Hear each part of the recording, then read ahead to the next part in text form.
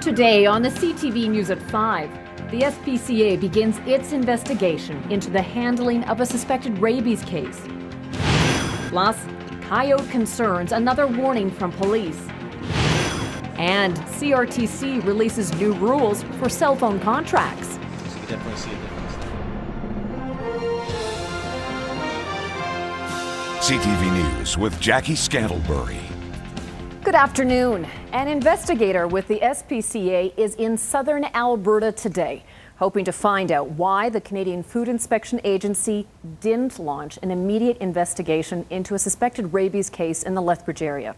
Lisa Schlichter and two of her daughters are undergoing rabies shots after being exposed to a sick stray kitten that wandered into their acreage. But the CFIA didn't take any action until 21 days after the cat died. The family was then instructed to have their 3 pet cats and 6 kittens put down. Rabies is considered a reportable disease. The CFIA protocol calls for a field investigation and the collection of samples when a domestic animal is suspected. The SPCA says it has questions about the way this case was handled. Case was not responded to immediately by CFIA, and it's our understanding that they said they would not come out the day that they got the call and indicated that they would pick up the animal the following week, and that's unusual compared to our past experience with them. So what's disturbing is the sick stray cat was never tested for rabies. The family's pet cats all tested negative for the disease. Another warning tonight from police about coyotes, this time in Indian Battle Park. A woman walking her dog came across a pair of coyotes at the park yesterday. While the animals didn't attack the woman or her dog, the coyotes did follow them along the walking trails. When police went to check it out, a small coyote jumped out along a small path in front of them and then ran away. Fish and Wildlife have been notified. Again, if you come across a coyote, try to make yourself appear large by waving your arms overhead, throw rocks at it to scare it away, or shout in a loud, deep voice. Well, 2 city retirement facilities are in a battle with bed bugs. Alberta Health Services confirms that staff at both the Pemakin Lodge and Black Rock Terrace have been dealing with the insects for the last few months. Exterminators have been brought in, and last week, education sessions were held for both residents and staff. Bed bugs are flat, oval-shaped, and quite small. They feed on the blood of people and animals and have become quite a problem in the province of late. Bedbugs really aren't a significant public health issue. They don't spread any type of disease. They really only cause infections if it's a secondary infection. So you get a bedbug bite and then you scratch it and it can get infected. But that's like any other type of bite, including mosquitoes and pimples and stuff like that. Their biggest issue is that people really don't like them. There's kind of an ick factor associated with them.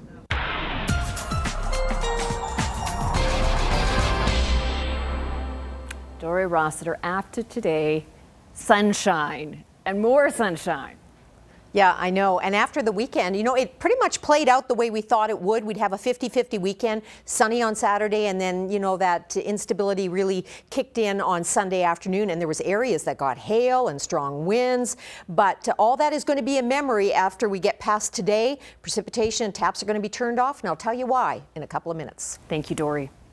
3 Lethbridge men are facing charges after a vicious beating with a baseball bat. Police say they were called to a home on Lafayette last night. The 31-year-old victim and 3 accused had gotten into a dispute earlier. Then the trio showed up at the victim's West Side home, hit him with a bat and kicked him. The victim has been released from hospital with non-life-threatening injuries. Meanwhile, 30-year-old Kyle Couquier, 24-year-old Travis Bobiash, and 22-year-old Cody Dusum all face charges. Well, a new code for cell phone companies is coming, and the rules are being hailed as a step in the right direction for customers. But critics say it's not perfect. Omar Sachedina reports. The new rules are meant to help Canadian wireless consumers who say they're feeling gouged. I'm stuck in my 3-year contract and I cannot get out of it. It would cost me a lot of money, probably about $700, I think. Just to get out of a contract? Yeah. The new code of conduct unveiled by the CRTC allows customers to cancel their wireless contract after 2 years without paying an extra fee, caps extra data charges at $50 per month, limits international data roaming charges at $100 per month, and imposes clear and simple contracts. The key terms will be summarized in 2 pages of easily readable, large enough fonts that are clearly understandable by Canadians.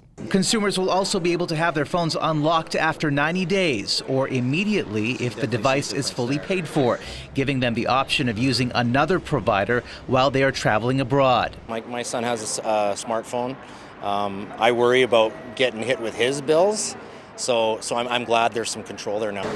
The changes follow a public consultation process earlier this year. Consumer groups say the code is a step in the right direction. I think that the CRTC's new code of conduct will empower customers and hopefully create a little bit more choice and competition in the marketplace. Still, the CRTC can't fine companies if they don't comply, and the changes don't kick in until December 2nd, only applying to new contracts signed on or after that day. I think a lot of consumers, if they were thinking of heading out to the mall today and signing on to a new contract, should think twice about doing so. The Canadian Wireless Telecommunications Association, which represents the industry, calls the new rules balanced, but warns customers may now have to pay more for their phones up front.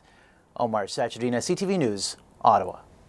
Lethbridge's Member of Parliament has resumed his duties in Ottawa in nearly 2 months after suffering some serious injuries while skiing. Jim Hillier is using a motorized scooter to help him get around these days. Hillier broke his leg in 8 places while skiing with his son in Fernie. Hillier is still months away from a full recovery, but doctors say this is a great first step in his healing process.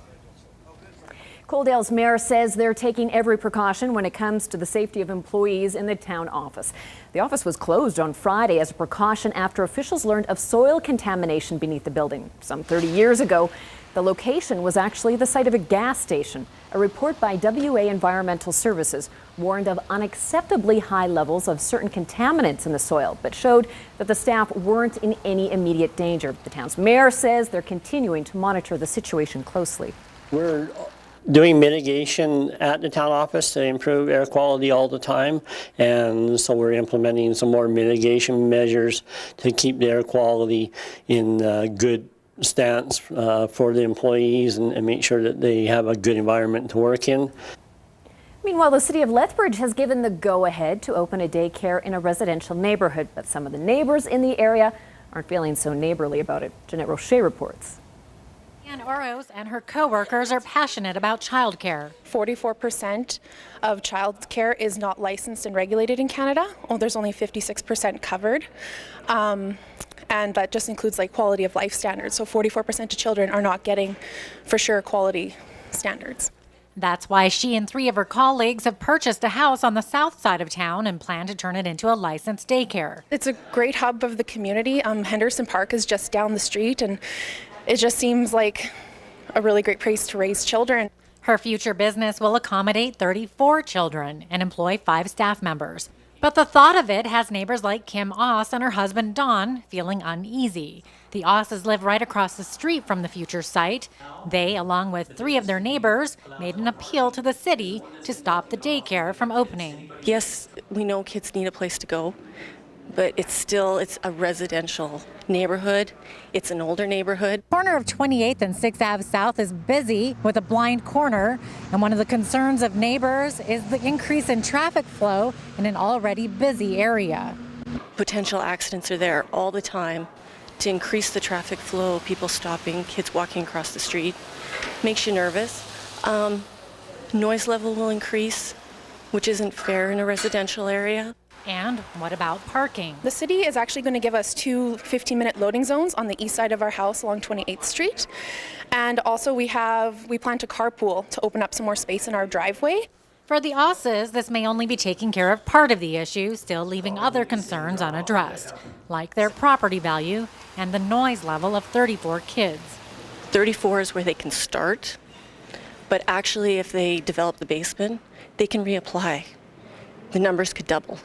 Jeanette Rocher, CTV News, Lethbridge.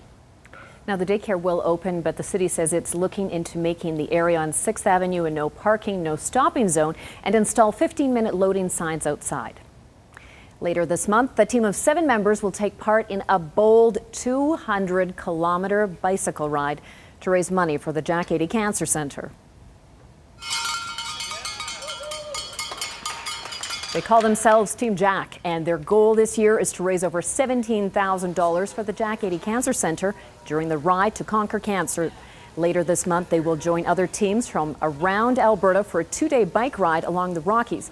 Darren Neuenberger finished treatment for leukemia 8 years ago and has been actively volunteering ever since. I've been just really focused on just doing whatever I can to make a difference with cancer. I want to give back my time, my energy, and to be able to work for the Alberta Cancer Foundation and do events like this, the Ride to Conquer Cancer. I know that one day we will get close to our cancer-free future, and that's what I'm working towards. The Ride to Conquer Cancer will take place June 22nd and 23rd. Over 150 volunteers rolled up their sleeves to help maintain the Crow's Nest Forest. Anything with metal in it. It's the longest standing volunteer stewardship day in the country. Over 2 tons of garbage was taken away from the Crow's Nest Pass area over the weekend. Volunteers also helped with trail reclamation, trail pruning, and some bioengineering. 3,000 volunteers have helped clean and reclaim the thousands of kilometers of trails over the past 19 years. We've done this in the snow, we've done this in the rain. The people keep coming out, and we couldn't do it without the volunteers here. And it actually makes me feel really proud to see these people come out here. And I keep describing these guys as real Albertans taking care of their public lands. The equivalent of $1.25 million in labor, equipment, and supplies have been volunteered to the Crow's Nest Forest Stewardship Society.